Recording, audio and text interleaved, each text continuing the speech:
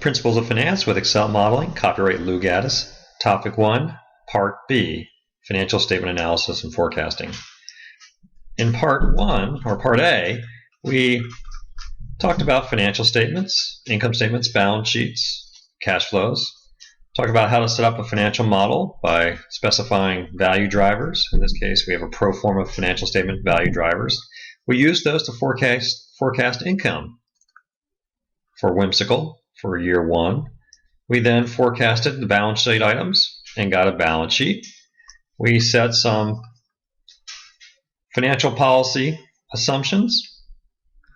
We then set up an iterative process to solve for cash so that the balance sheet balances. So now we have a pro forma income statement and balance sheet for year 1 for our firm.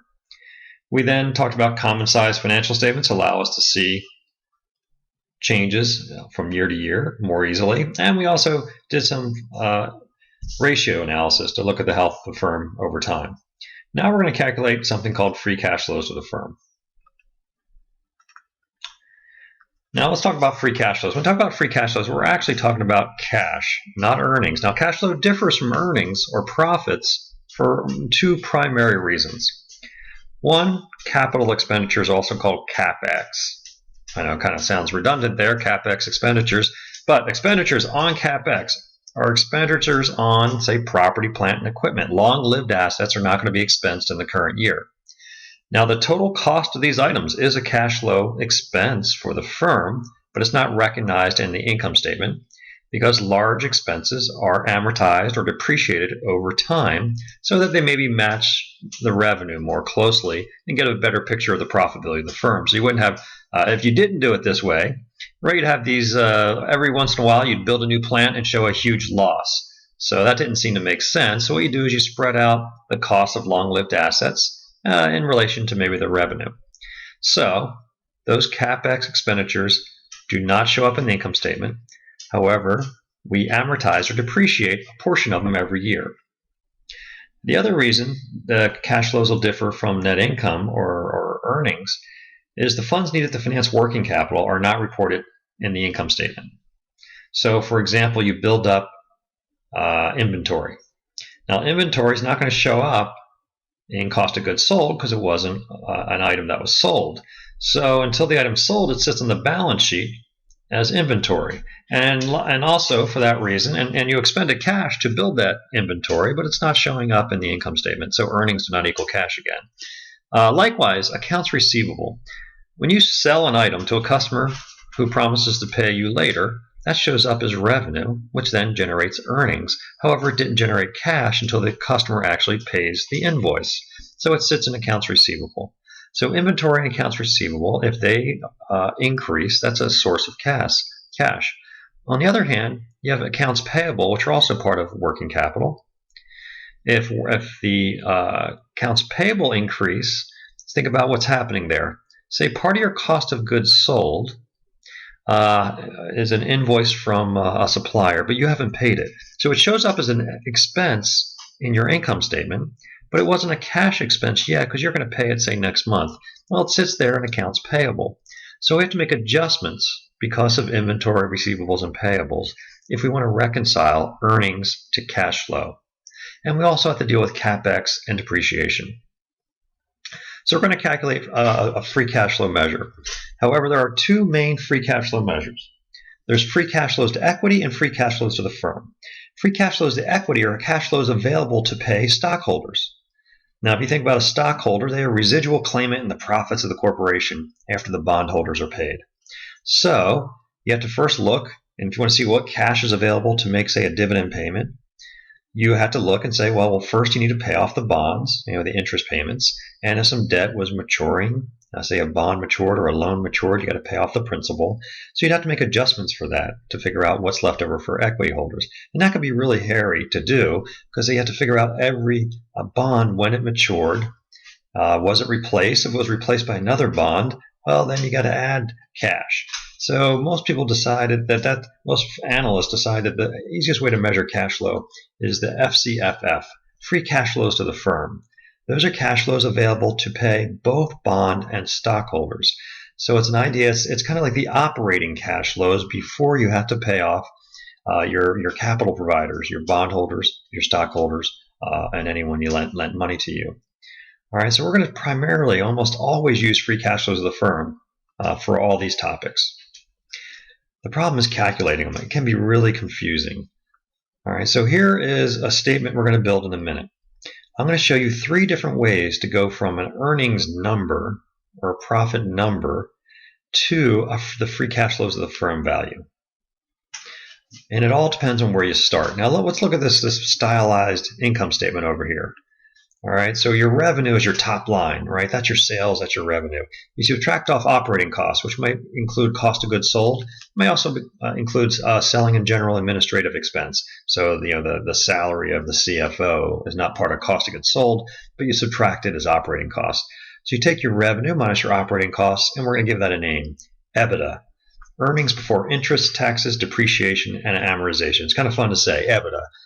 We then subtract and so one way to think about EBITDA, it's your operating profits, almost like cash flows, because most of these are expenses, except for working capital. So you have this one measure of profitability, kind of an early stage. But then if we subtract out the depreciation, remember the depreciation is the recognition of the CapEx expenses over time. If you take EBITDA, subtract out depreciation, you get earnings before interest and tax, EBIT. And that's what most people call operating profit, although some people call EBITDA another measure of operating profit. All right, so now we have earnings before interest and tax. We then subtract out net interest expense. All right, so you look at how much interest you owe on your bonds and your loans. And then you have earnings before tax. Now notice that depreciation expense and interest expense gets subtracted before earnings before tax. Then you calculate your tax and you're at earnings after tax, or your bottom line or net income. Now what's really important to recognize here is the way the GAAP financials, generally agreed upon principles in accounting, and what the IRS allows you to do, is they recognize depreciation and interest as an expense that shields you from paying taxes. In other words, if you have higher depreciation or if you have higher interest expenses, you will pay tax. It shields some of your operating profits from tax if you have depreciation and net interest expense. So this is your stylized income statement. So let's start with EBIT. We start with EBIT. Now EBIT includes depreciation, but doesn't include interest and taxes. And if you want to try to get from EBIT to cash flow, you want to make these steps. You want to first take your EBIT and subtract off tax. So take EBIT times 1 minus the tax rate. What that'll give you is it'll subtract off the tax, and what you'll be left with is your after-tax amount of EBIT. All right, sometimes we'll call that EBIAT, earnings before interest, but after tax. I can't even pronounce that one. So EBIAT, that's earnings before interest, but after tax. So in this case, we'll go to our spreadsheet and we'll fill that in. So for our whimsical, we take our EBIT.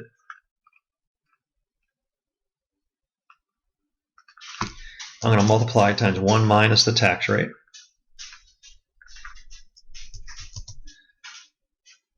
And there I have my EBIT after tax, or earnings before interest, but it's after tax.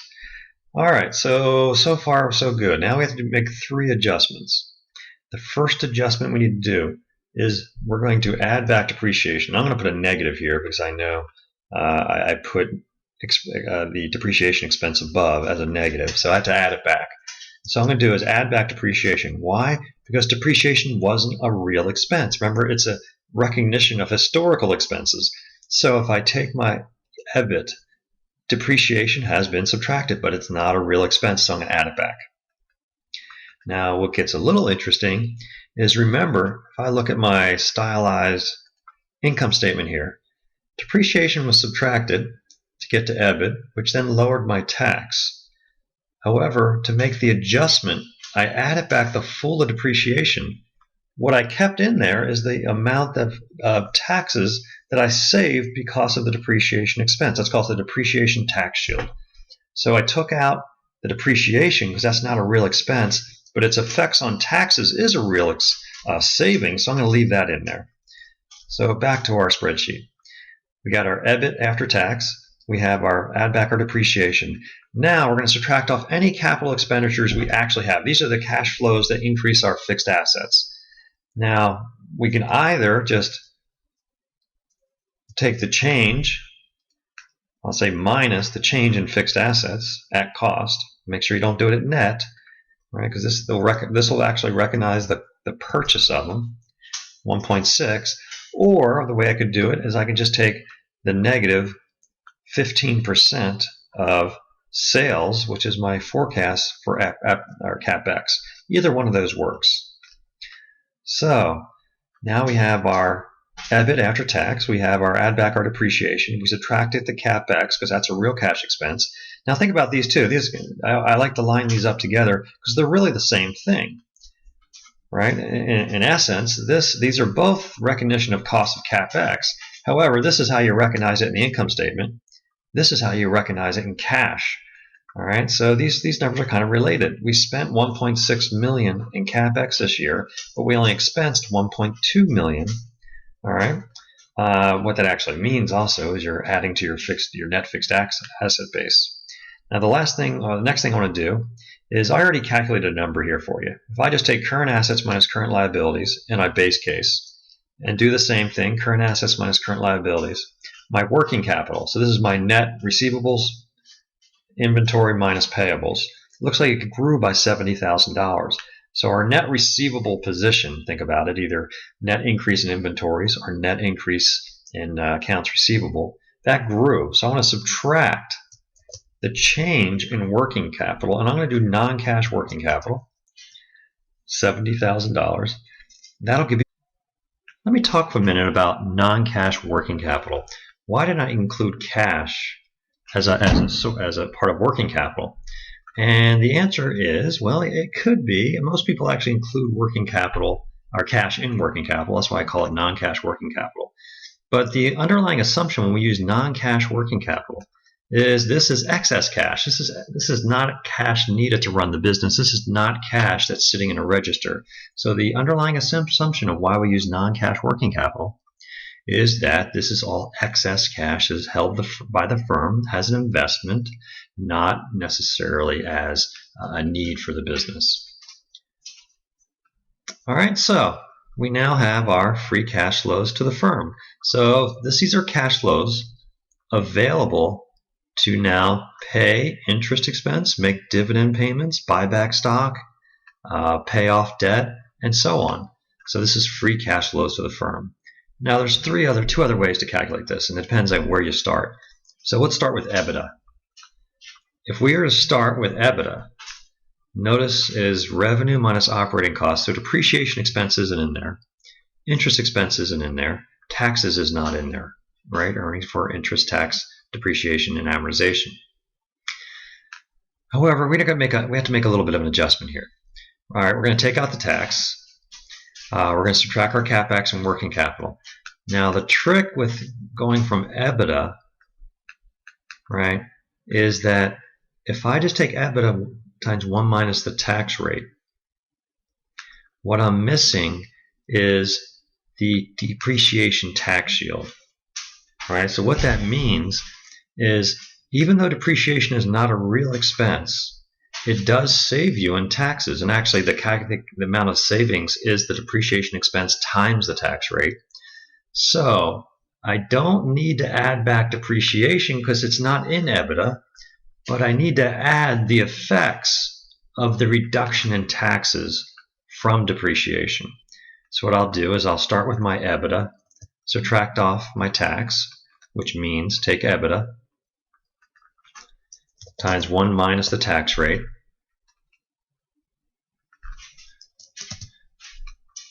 All right, and that's my after-tax EBITDA. I would then just take, again, I need to add a depreciation tax shield. I just know that I have depreciation as negative, so I'm going to multiply times my depreciation expense. And I'm going to multiply that times the tax rate. That is the savings in taxes from my recognition of these kind of non-cash expenses. All right, and then I can just do the same part as before. Actually, I'm going to make a little link right here. I'm going to do the subtract out the CapEx and add the change in working capital. Notice I get to 2028. So this is a second way of getting free cash flows to the firm, depending on where you start. And the last way to do it is starting from earnings after tax. So what I'll do is I'll just take my bottom line, net income. But now I got to make a few more adjustments. Let's do the easy ones. Let's do the working capital. Let's do the CapEx. And let's go ahead and add back the amount of depreciation. Remember, net income already subtracted out depreciation, so the tax shield is already in there. So net income, the bottom line, already has the effects of depreciation and the effects of the depreciation tax shield. So all we want to do is add back the depreciation amount. All right, so these are the same as above, right? The same as these. So what's left is this fact that earnings after tax has interest expenses removed. Now again, what we want to do, we have to make two adjustments actually. Depends if you have cash invested. You have to make two effects on interest. The first one, again, free cash flows of the firm, you want to pretend or act like what are the cash flows if the firm had no debt. So what I'm going to do is I'm going to add back, again, I'm going to make a negative because I know interest expense is a negative. So I'm going to take my interest expense. There it is. And I'm going to multiply times 1 minus the tax rate. Now what I'm doing here is I am removing both the interest expense and the effects on taxes. Because what in this case, this is not like depreciation. Depreciation is a fake expense. All right. However, we're not pretending it doesn't exist and doesn't affect taxes. However, when we start with earnings after tax and we want to try to get the free cash flows, it is pretending like there is no debt. So we want to take both the effects of the interest expense and the savings you had. So let's at 168, and looks like my interest expense was 280. So the difference there must have been the savings and taxes. And then I'll do the same thing on any interest I earned on my investments. However, I'm going to subtract them out. Now, this is a slightly different reason for this. Free cash flows of the firm. One also way of thinking about it is the value of the cash flows generated if the firm had no debt, but only from its operating assets. So I don't want to just say the firm is more profitable just because it's holding a bunch of treasuries or other safe investments. So what I'm going to do is actually subtract out the impact of interest earned. If I can find it, here's my interest earned. I'm going to multiply times 1 minus the tax rate. So I'm taking both the tax shield out, or actually the taxes on that. And then I get to my 2028. All right, so this kind of looked familiar, right? Because these are the same adjustments that we made up here, except we're going to remove the effects of any interest. Now, usually this is just one line item because I have interest expense and interest income broken out. Usually it's net interest income, so you only do, or net interest expense, so you only have to do one step. So there we go, 3 ways of getting free cash flows to the firm. All right, last thing I just want to show you is that if I take my CapEx,